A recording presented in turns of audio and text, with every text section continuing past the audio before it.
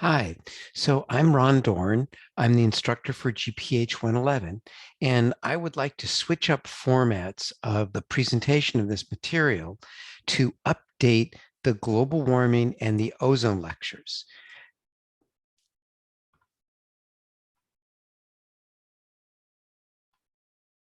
Um, my strategy here is that the base lecture material that you've watched on global warming and then ozone and how humans impact the Earth's radiation balance is sound, it's still valid, nothing needs to change.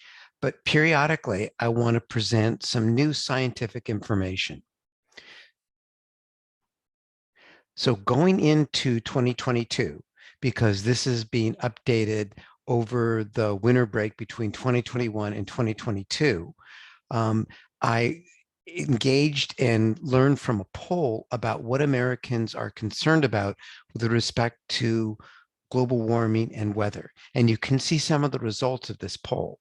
Some 61% of Americans believe that global warming is already impacting our weather and is a severe weather issue. And some 58% think that Americans other than themselves will be harmed by global warming, but they themselves think that maybe only 42% of the people think that they will be harmed, and perhaps a little bit more their family and their community. And Americans worry about extreme heat, extreme drought, and flooding related to global warming. So the purpose of this presentation is to update you. Most of the tested material, it will exist in the prior presentations. This presentation just simply presents updates to the science, and there will be a few questions added to the pool from this material. I'll first cover updates on the topic of global warming, and then updates on humans' impact on the stratospheric ozone layer. I'd like to remind you of what is climate change as opposed to climate variability. This is a reminder from the global warming lecture. Climates always change. Sometimes the change seems to be somewhat random. It was hot yesterday, it's cold this week. Often climate changes in cycles where there's a period of wetness and then there's a period of dryness. For example, Arizona tends to have a cycle of 20 years of fairly wet and 20 years of fairly dry. All of this, the randomness cycles, can be superimposed upon a longer term trend. So it's that trend line and that change that is the climate change. Everything else is just cycles, randomness, or variability that's natural in the system. And climate change is natural in the system. The issue is, what are we doing as a species on impacting the radiation balance of the Earth, and hence a trickle-down effect on lots of aspects of the climate and the weather system.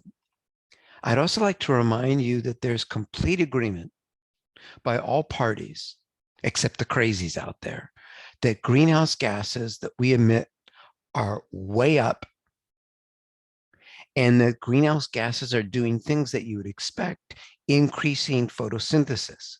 There's an increase in leaf area that's measured by satellites. And everybody agrees that there are buried bombs out there.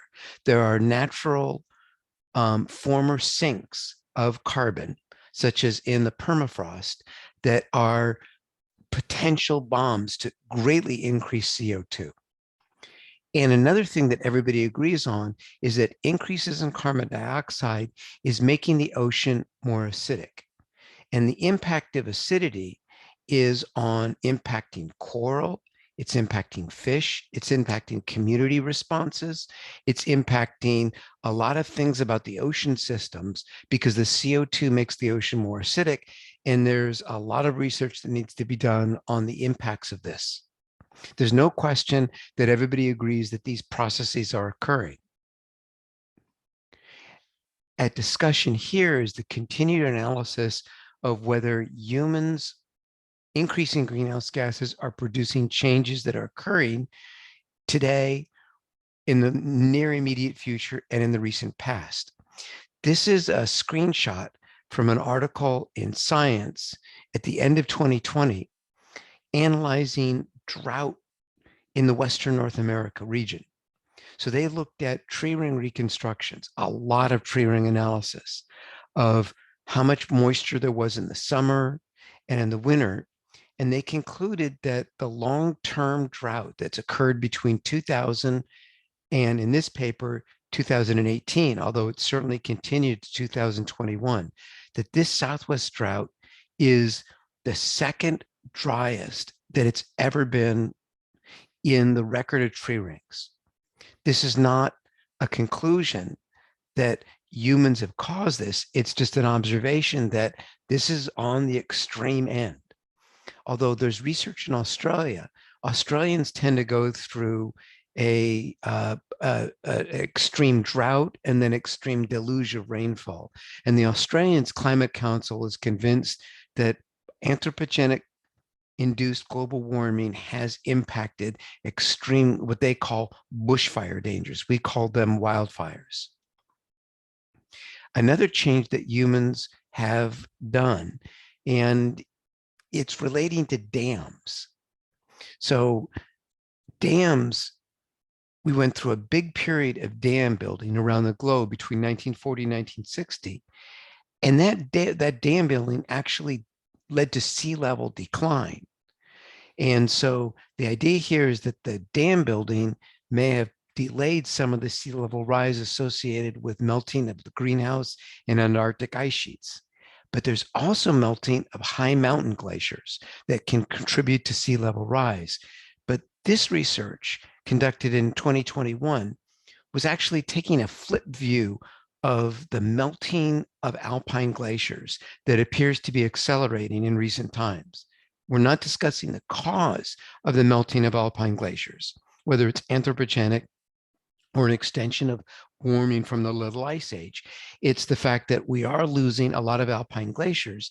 And this study actually said, okay, so if we're losing alpine glaciers, glacial cirques, or can be natural storage basins, and there's a potential for a lot of hydroelectric power generated when the glaciers melt, and these temporary storage basins are available to make hydroelectric power. And the graph on the right is the ability to potentially get a tremendous amount of power from clean energy sources related to dams. There was a big IPCC update in 2021. The IPCC is the Intergovernmental Panel on Climate Change. It is not partisan. It's international. It's just scientists. And they continually update and analyze what's going to happen with ongoing changes to the Earth. And so this is one snippet of what the IPCC has updated, which is continued sea level rise. That as the Earth warms, we're going to see ongoing sea level rise. And please note the graph here has projections that range from a little bit less than a meter of sea level rise by the year 2300 to 5 meters of sea level rise by the year 2300. In other words, if we have CO2 emissions reach zero by the year 2100, we'll only get about a meter of sea level rise.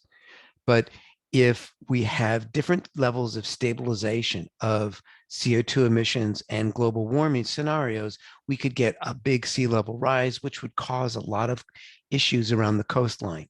A meter is about 3 feet. So think about what that's going to do with storm waves. It's a big impact in places along the coastlines.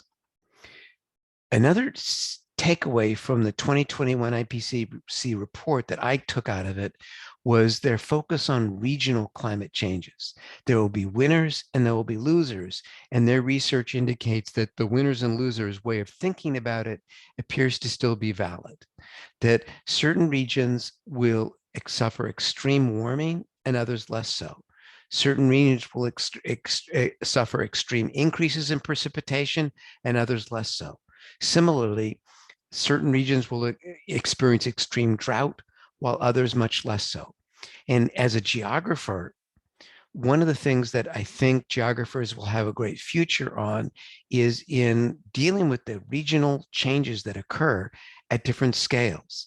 We need people to work with county level, landowners, city, all the different stakeholders in a region. Think about a boundary between two states with lots of counties and lots of cities and lots of private interests. There has to be somebody to bring everybody to the table to address how these regional changes are going to impact lives and what can be done about it. It really is definitely a geographical problem.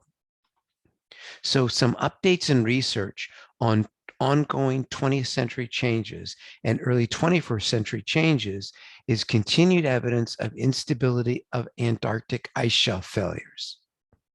Another big research theme that's occurred in the last few years is the Atlantification of the area around Norway, Greenland, and the Arctic Ocean. What I mean by Atlantification is that um, the Atlantic is saltier and it's warmer than the Arctic Ocean. The Arctic Ocean is a lot more freshwater and it's a lot colder.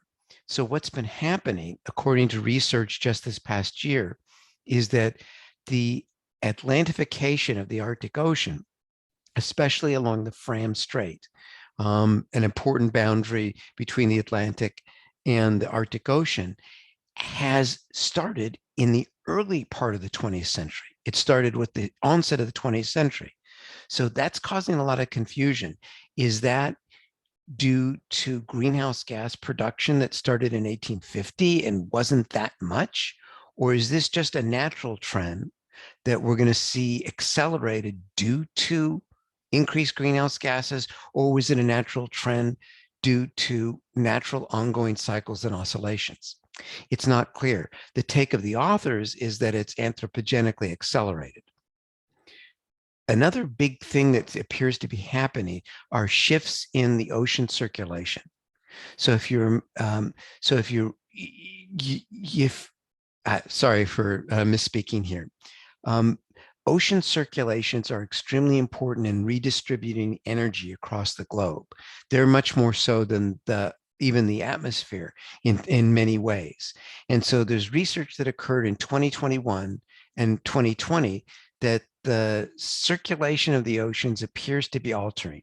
There's even suggestions that the Gulf Stream, that the shift in water that occurs in the Atlantic does a tremendous amount of redistribution of energy, is changing and that it's slowing. And so if you think about the importance of the Gulf Stream, it really warms Northern Europe. If this warmth signal to Northern Europe appears to be slowing, then it can produce some drastic changes to weather in Europe. So it's something to watch, it's something to monitor, and it just appears to be ongoing. Another theme from the original presentations is that can past warm periods offer clues for what's going to happen to the future? And was it bad or was it good? So to remind you, I spoke about the dinosaur period in the mid-Cretaceous, where there was a lot more carbon dioxide and it was a lot warmer and there was a lot more plant growth. The same thing for the Eocene period around 50 million years ago, where it was an ice-free Arctic Ocean. It was a lot warmer and there was a lot more plant growth. And the Pliocene around 3 million years ago was a little bit warmer than it was today. So if you look at these mid-Cretaceous, Eocene, and Pliocene global warm periods, and you look at the graph on the right,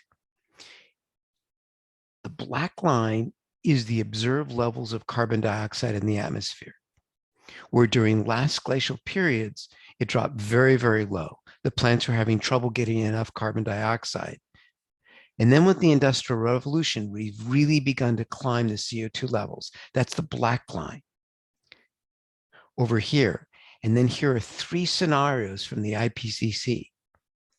And all of these scenarios put global warming potentially somewhere between the present day, the Pliocene, and the early Eocene. But the most extreme projection puts it in the mid-Cretaceous period. So we're going to have to stay tuned to the idea that if you look on the graph on the lower left, global mean temperatures have been dropping since the time of the dinosaurs in the mid-Cretaceous, and that we may be seeing a return to much warmer periods, perhaps the Eocene, but more likely the Pliocene. The past might be a clue for the future. Another update is that the National Academy of Sciences has gotten involved in the concept of engineering our climate. And so they wrote a consensus report in 2021 about different strategies. And the idea here is to prevent somebody from going crazy and having a way to engineer the solar input and reduce the solar input in a way that makes sense to control global warming. So there's three general strategies that were discussed in this report. The idea of injecting aerosols or tiny particles into the stratosphere to reflect incoming sunlight. Another strategy is to make marine clouds brighter to reflect incoming sunlight. And the other idea is to change the super high clouds that exist in the troposphere and basically increasing the ability of the atmosphere to put out the thermal radiation. All of these has dangers. All of these need to be thoroughly researched before anything is done. Now I turn to the ozone issue and updates in the ozone issue. There's research in the last few years that China has been emitting chlorofluorocarbons at an increasing rate. So here's data, satellite data on Chinese emissions of chlorofluorocarbon emissions. The big period of output was in 2014 to 2017. The article was written in 2021 and it looked at data as late as 2019. So China is a source of chlorofluorocarbon emissions that destroy the ozone layer. Another update that occurred in November of 21 was that all the wildfire smokes that occurred around the Arctic Ocean in the higher latitudes may actually punch up materials into the stratosphere. Big, fierce wildfires generating towering storm systems that basically overcome the stability of the top of the lower atmosphere or the troposphere and punch up the stuff into the stratosphere may be a danger. There were also articles on old refrigerators and old insulation from old buildings that are actually leaking ozone destroying chemicals. And this was an editorial in Science saying we just have to act and deal with this at an international level. And then a scary article in January of 21 was that there are mysterious chemicals, samples that are showing up in the air that can destroy the ozone layer. And this was published in the Proceedings of the National Academy of Sciences. So all of this may or may not relate to observations that the ozone hole over Antarctica was much worse than it has been recently in 2020 and 2021.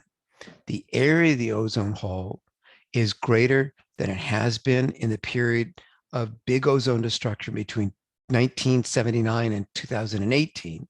So it's at the top. The red line and the blue line are 2020 and 2021. And the minimum amount of ozone, it was also particularly extreme. So whether this is related to particularly cold weather over Antarctica with the polar stratospheric clouds, or whether it's related to anthropogenic emissions that I just previously discussed, it's a problem. If you're wondering about the Arctic, there was almost a complete hole in 2020, but the Arctic recovered in 2021. So I'll develop a few questions for the pool to add based upon this presentation. But I'm often asked by students my own personal opinion. I think still that ozone is an extremely serious issue that concern over global warming seems to be dampening. That bothers me. I won't tell you my position on whether the changes we're seeing in the past few years is related to human-induced climate change, but this comic remains true for me. What if the global warming is a big hoax of the liberal left in the media and we have energy independence, we preserve rainforests, we save the ocean coral, we make the planet more sustainable, we have more green jobs instead of coal jobs, we make cities more livable, there's renewable energy instead of fossil fuels that we're using up, and air is much cleaner, water is much cleaner, and our children have a healthier environment for the future. What's the harm in acting? Because if humans are greatly altering the climate, and there's a lot of evidence for that, and there's less and less evidence against that, what's the harm in taking action? Sure, there's going to be some people losing their jobs, but the potential for more jobs in the other direction is much greater. So to me, it's kind of a big no-brainer. What if it's a big hoax and the world is better? Something for you to think about. But this class is about the science. Public policy is up to you as voters and world citizens. Stay safe.